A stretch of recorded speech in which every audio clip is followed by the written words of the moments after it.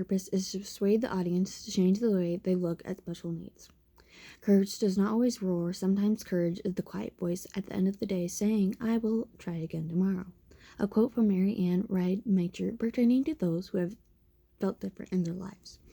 There are more people in this world than there needs to be when it comes to abuse of the ill-bodied, due to the fact of ignorance of what exactly it is to act upon it. A simple way to solve this is to educate the people of this world. Too many people mistreat those with special needs. An example provided by CNN of this is a teacher who was caught hanging a 5-year-old boy by his belt screaming from the backboard. The worst part of it wasn't the first time something like this had happened to the poor boy, according to the grandmother. This teacher was reprimanding the boy for behavior, but now she is being the one reprimanded. Perry, May 4th, 2016. Again, Perry provides examples of abuse such as being restrained, locked up, choked, jailed, and in extreme cases, killed. These several reports from different states include Florida, Massachusetts, and California, are somewhat unbelievable and may be exaggerated. Most times there are more than one witnesses to the abuse, like in the case of a small child being constantly pushed down to the ground in a special ed classroom by his teacher. As the child would lay on the floor, the teacher would continue to talk to her colleagues, who in fact did nothing. The above examples of trained special ed professionals mistreating their students is unacceptable. But why is the reason behind this abuse? Does it matter if they're trained or not? Some people that mistreat disabilities don't know a whole lot about what it is. For now, we're going to stick with learning disabilities, or LD. LD Online provides the fact that a learning disability is, in medical terms, a neurological disorder. A neurological disorder can be defined as a different way a person's brains behave. Children with disabilities have trouble learning different subjects, but that doesn't make them any less smart than normal kids. Sometimes they may even be brilliant. Here in What is a Learning Disability, LD Online once again provides that people should know that not all disabilities are the same. Learning disabilities can include but are not limited to dyslexia, while others like autism or ADHD can be linked as behavioral disorders. Kids who have had little education due to different reasons or do not speak English most often aren't under the learning disability category. 2021. Some don't like it or admit it, but certain illnesses can run in the family. That's not saying that if a family member of yours has a learning problem doesn't mean you do, or vice versa. It is stated that some are ignorant when it comes to the idea of special needs, but there are some who are just misinformed about the topic. There are many misconceptions about being disabled or having family members with disabilities.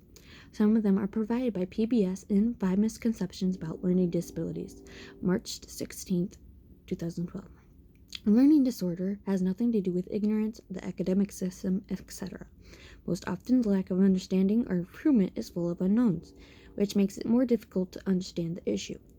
Another misconception is that a profession or someone on the street can look at a child and know what is wrong with them.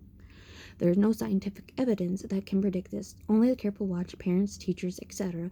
can help the child in understanding what is considered wrong with them or others. Those with LD have a lower IQ.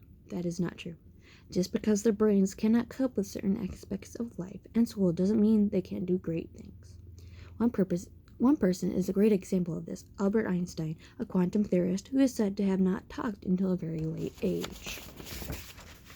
A fourth mix-up is the idea that the ailment will go away with age. Although it may seem this way, those people have just found ways to circumnavigate their problems, learn to work with them. Say you know someone who's very athletic, but you find out they have diabetes, and you ask yourself, how? Your friend found a way to balance training, basic needs, and medical needs to be where they are at. The same concept can be applied to many other conditions. After reviewing the causes, now we can learn about how to change the way of thinking. One solution is to educate on behalf of special needs. First off, special education is designed to directly help or impact the needs of disabled children. Most often is provided by schools with no cost to the guardians. This instruction may be classroom, at homes, hospital, or other places. The law, the Individuals with Disabilities Education Act, IDEA, gives the disabled the right to get services and assistance in school and other locations. There are requirements for a child to be under the category of special education, meaning just because your child may be different from the others doesn't mean they're a child with a disability. IDEA has 13 different categories that children may be considered for special ed or related services. Some can include, but not limited to, serious emotional disturbance, autism, or traumatic brain injury. Those helpful answers are supported by at least a couple of online questions often asked by parents about special education services. Since we have disclosed information about what can be considered special needs, we can learn how to handle those it implies. Another solution is to provide ways on how you should act when around those who are different. The saying, treat those who the way you want to be treated. One simple way that is administered to us from the respectability etiquette interacting with people with disabilities, respectability, is not talking down to them or when speaking about them. Notice the difference just like everyone else's differences and treat them respectfully. An example could be with a person in a wheelchair. To have a long conversation with them at eye level sitting in a chair.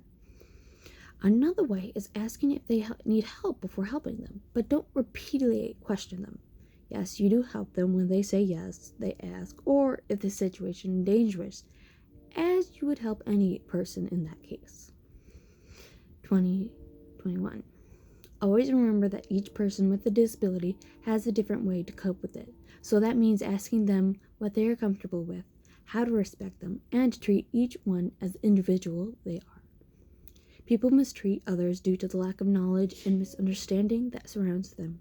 Nevertheless, there are solutions such as educating people on what a disability is and how one should act when in accordance to it.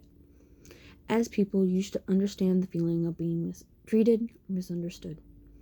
Now you can build upon what you have felt and apply it to others who can be considered a bit different from what is deemed normal.